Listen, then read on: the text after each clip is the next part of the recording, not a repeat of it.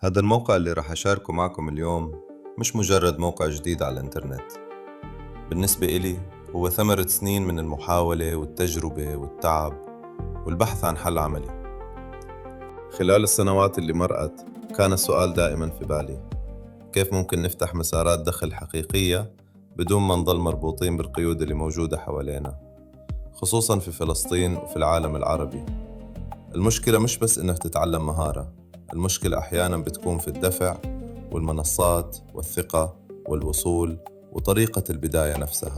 ومن هون إجت فكرة AI Income Maps Lab، موقع يساعدني ويساعد الشباب وصناع المحتوى والمستقلين وأي شخص عنده مهارة أو طموح إنه يختار مسار دخل واقعي قانوني ومناسب لظروفه.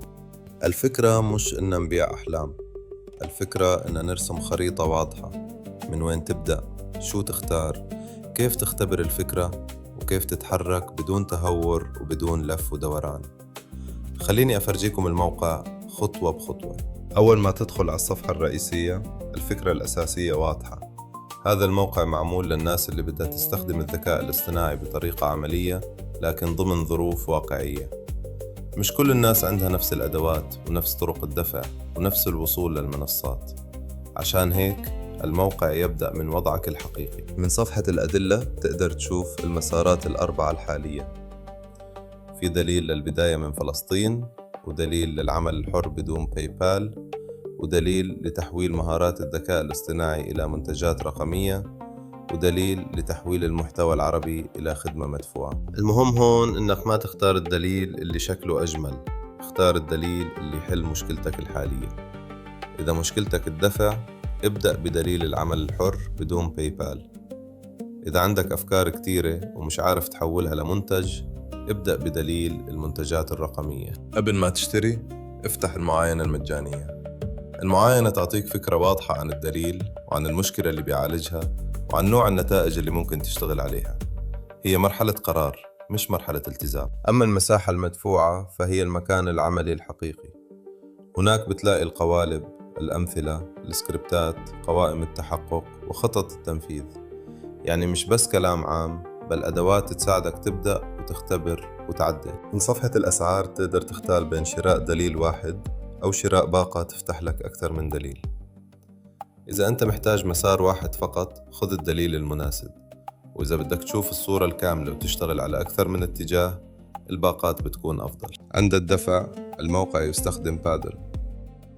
وهون في نقطة مهمة جدا: اكتب الإيميل بعناية، لأنك بعد الشراء لازم تسجل الدخول بنفس الإيميل حتى يفتح الوصول. المكتبة هي مركز الوصول الخاص بك. إذا اشتريت دليلا واحدا رح يفتح هذا الدليل فقط، وإذا اشتريت باقة رح تفتح الأدلة المشمولة فيها. كل شيء واضح من داخل المكتبة. داخل مساحة العمل لا تحاول تقرأ كل شيء مرة واحدة. ابدأ ببساطة، اختر مسارا واحدا، انسخ قالبا واحدا، اصنع عينة إثبات واحدة واختبرها لمدة 7 أيام. هيك بتحول الدليل من معلومات إلى فعل.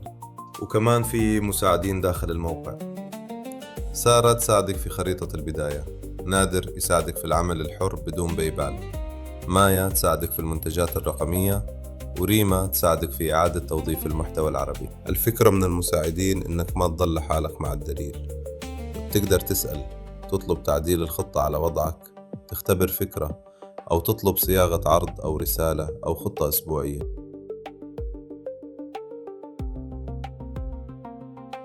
بتمنى من قلبي إنكم تستفيدوا من هذا الموقع وتلاقوا فيه بداية لمسار أوسع من القيود، بخطوات واقعية وآمنة وبدون أوهام. وإذا حسيتوا إن الأدلة مفيدة، فدعمكم من خلال شراء دليل أو باقة بيساعدني أستمر في تطوير الموقع، وفي نفس الوقت يعطيكم أدوات عملية ترجع عليكم بفائدة حقيقية.